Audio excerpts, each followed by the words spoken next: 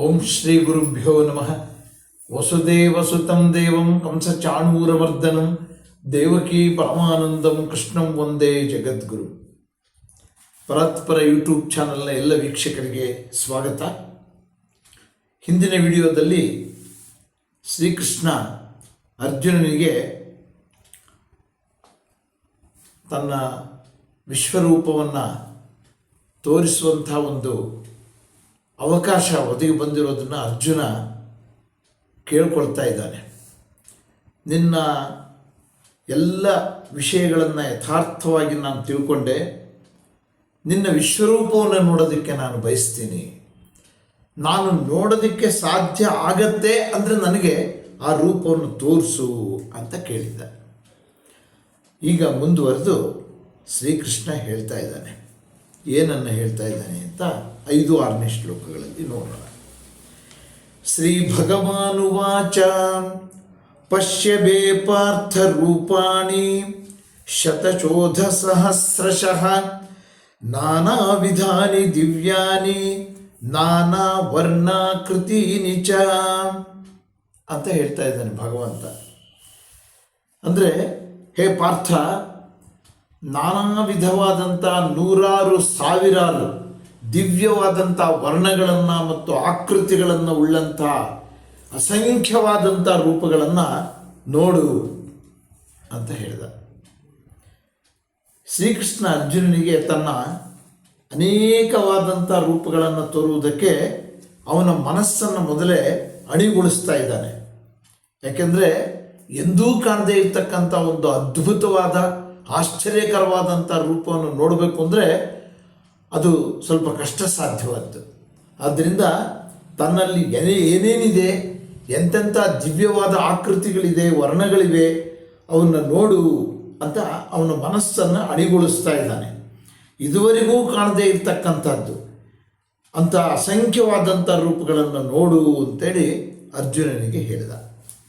ಮತ್ತೆ ಮುಂದುವರೆದು ಪಶ್ಯಾದಿತ್ಯಾನ್ ವಸೂನ್ ರುದ್ರಾನ್ ಅಶ್ವಿನೌ ಮರುತಸ್ತಥಾ ಬಹೂನ್ಯದೃಷ್ಟ ಪೂರ್ವಾಣಿ ಪಶ್ಯಾಶ್ಚರ್ಯಾಣಿ ಭಾರತ ಅಂತ ಹೇಳಿದ. ಹೇ ಅರ್ಜುನ, ನನ್ನಲ್ಲಿ ನೀನು ಆದಿತ್ಯರನ್ನು, ವಸುಗಳನ್ನು, ರುದ್ರರನ್ನು, ಅಶ್ವಿನಿ ದೇವತೆಗಳನ್ನು, ಮರುತಗಳನ್ನು ಮತ್ತು ಹಿಂದೆಂದೂ ನೋಡದೇ ಇರತಕ್ಕಂಥ ಅನೇಕ ಆಶ್ಚರ್ಯಗಳನ್ನು ನೋಡು ಅಂತ ಹೇಳಿದ. ಇದುವರೆಗೂ ಅರ್ಜುನ ಶ್ರೀಕೃಷ್ಣನನ್ನು ತನ್ನ ಒಬ್ಬ ಸಖನಾಗಿ ಅಂದರೆ ಮಿತ್ರನಾಗಿ ಅಥವಾ ಬಂಧುವಾಗಿ ಮಾತ್ರ ನೋಡಿದ್ದ. ಈಗ ಅವನ ಬಾಯಲ್ಲಿ ತನ್ನಲ್ಲಿರ್ತಕ್ಕಂಥ ಎಲ್ಲ ವೈಶಿಷ್ಟ್ಯಗಳನ್ನು, ತನ್ನ ವಿಶಿಷ್ಟವಾದ ವಿಷಯಗಳನ್ನು ಎಲ್ಲ ಕೇಳಿದ ಮೇಲೆ ನೋಡಬೇಕು ಅನ್ನುವಂಥ ಅಪೇಕ್ಷೆ ಬಂದಿದ್ದರಿಂದ ನೋಡ್ತೀನಿ ತೋರಿಸು ಅಂತ ವ್ಯಕ್ತಪಡಿಸಿದ್ದ. ಅದಕ್ಕೆ ಈಗ ಕೃಷ್ಣ ಹೇಳ್ತಾ ಇದ್ದಾನೆ ತನ್ನಲ್ಲಿ ಏನೇನಿದೆ ಅಂತ. ಈ ಮೊದಲೇ ವಿಭೂತಿ ಯೋಗದಲ್ಲಿ ಹೇಳಿದ್ದ ಎಂತೆಂಥ ದೇವತೆಗಳು ತನ್ನಲ್ಲಿ ಇರ್ತಾರೆ ಅಂತ ಒಂದು ಸೂಕ್ಷ್ಮವಾದ ಪರಿಚಯ ಹೇಳಿದ್ದ. ಅಶ್ವಿನಿ ದೇವತೆಗಳಾಗ್ಬೋದು, ಮರುದ್ಗಣಗಳಾಗ್ಬೋದು ಮತ್ತು ರುದ್ರರು, ಏಕಾದಶ ರುದ್ರರು, ಇವರೆಲ್ಲರೂ ಇದ್ದಾರೆ ಅಂತ ಹೇಳಿದ್ದ. ಅವೆಲ್ಲವನ್ನೂ ಈಗ ತೋರಿಸ್ತೀನಿ ಅಂತ ಹೇಳ್ತಾ ಇದ್ದಾನೆ. ನೀನು ಎಂದೂ ನೋಡದೇ ಇರತಕ್ಕಂಥ ಒಂದು ದೃಶ್ಯಗಳನ್ನು ಮತ್ತು ವರ್ಣಗಳನ್ನು, ಆಕೃತಿಗಳನ್ನು ತೋರಿಸ್ತೀನಿ ಅಂತ ಹೇಳ್ತಾ ಇದ್ದಾನೆ.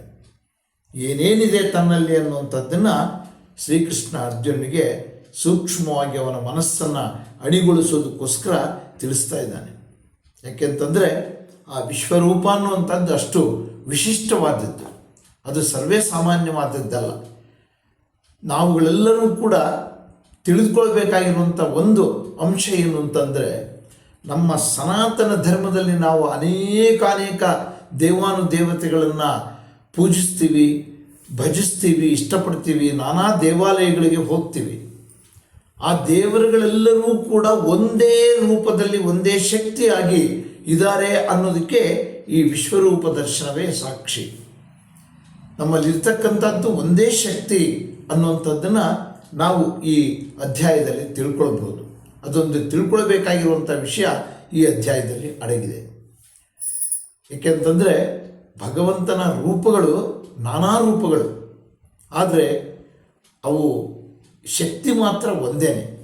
ಆದ್ದರಿಂದ ಅಂತಹ ಒಂದು ಆಶ್ಚರ್ಯಕರವಾದಂಥ ಒಂದು ರೂಪವನ್ನು ತೋರಿಸೋದಕ್ಕೆ ಅರ್ಜುನನನ್ನು ಸಿದ್ಧಗೊಳಿಸ್ತಾ ಇದ್ದಾನೆ ಅಂತ ಹೇಳ್ತಾ ಇವತ್ತಿನ ಈ ವಿಡಿಯೋವನ್ನು ಮುಕ್ತಾಯ ಮಾಡ್ತೀನಿ. ನಮಸ್ಕಾರ.